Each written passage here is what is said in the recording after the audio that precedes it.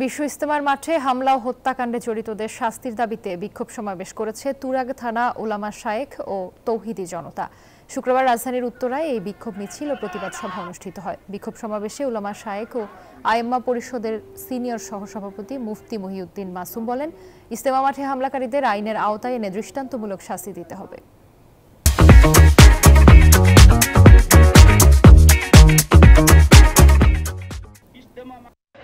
আমরা আমাদের সরকারের কাছে জোর দাবি জানাই আজকে যে এই 17 তারিখ গভীর রাত্রে যারা এই বর্বরচিত সন্ত্রাসী হামলা করে আমাদের 4 ভাইকে শহীদ করেছে, শত শত আমাদের নিরীহ মুসলিম ভাইদেরকে আহত করেছে, অনিত বিলম্বে তাদেরকে গ্রেফতার করে আইনের আওতায় এনে সর্বোচ্চ দৃষ্টান্ত